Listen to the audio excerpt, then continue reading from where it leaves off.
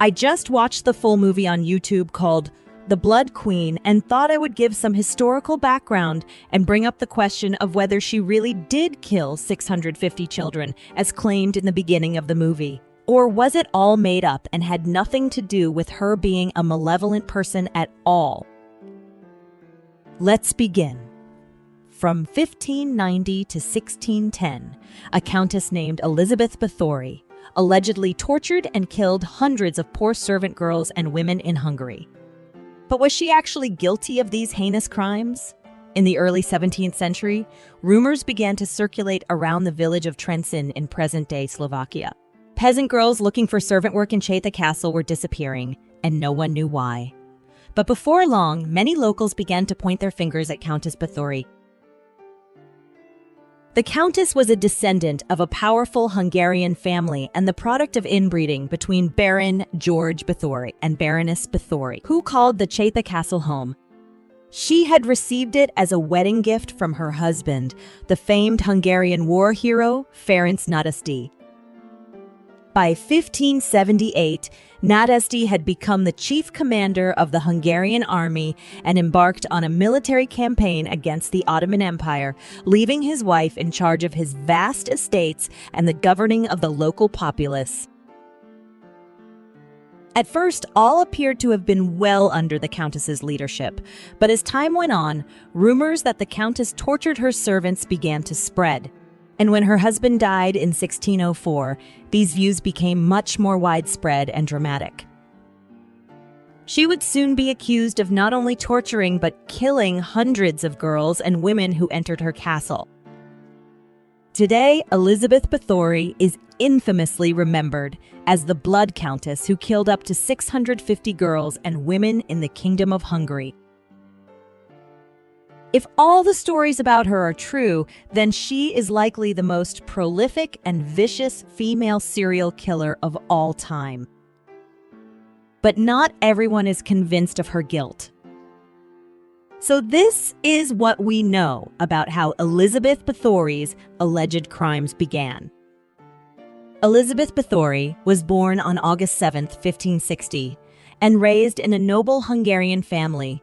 Hence, she knew a life of privilege from an early age. And some say she would later use that power to commit heinous acts.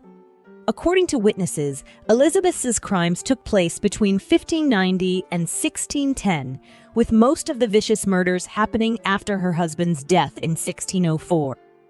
Her first targets were said to have been poor girls and young women who were lured to the castle with the promise of servant work.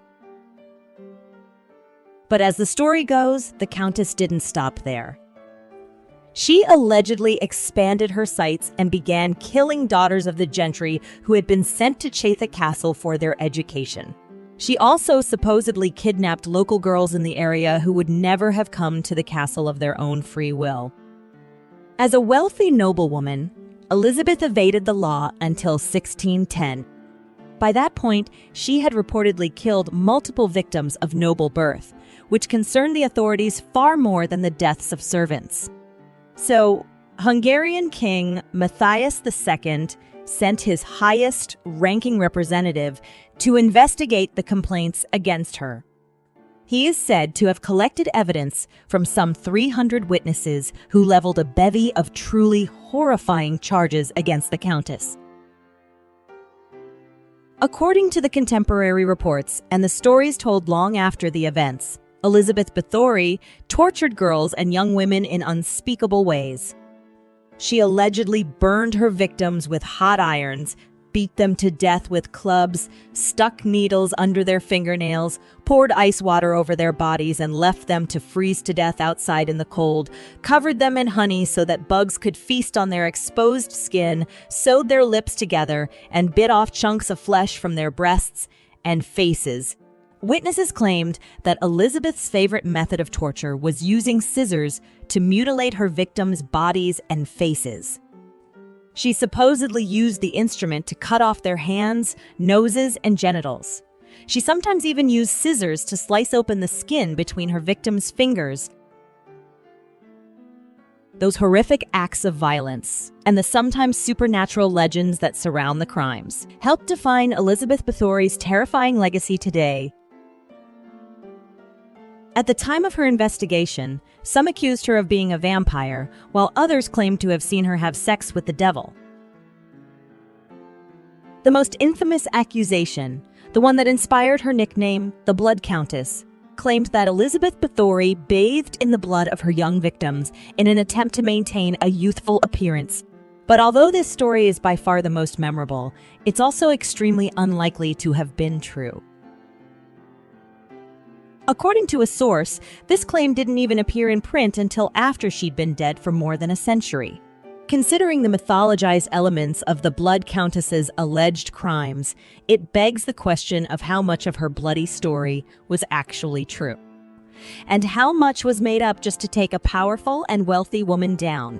So was Elizabeth Báthory really a bloodthirsty countess? After hearing the accusations, Elizabeth was charged with the deaths of 80 girls.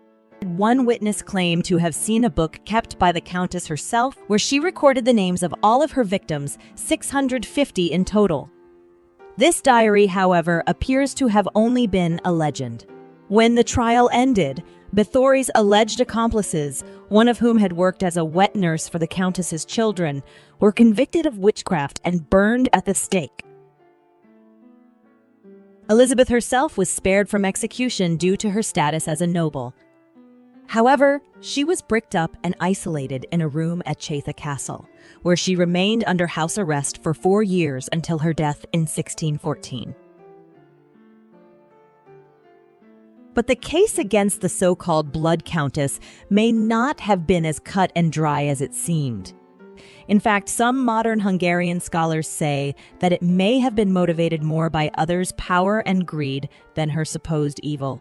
It turns out that King Matthias II owed Elizabeth and her late husband a sizable debt. Matthias was not inclined to pay that debt, which historians say may have fueled his move to incriminate the Countess in multiple crimes and deny her the opportunity to defend herself in court.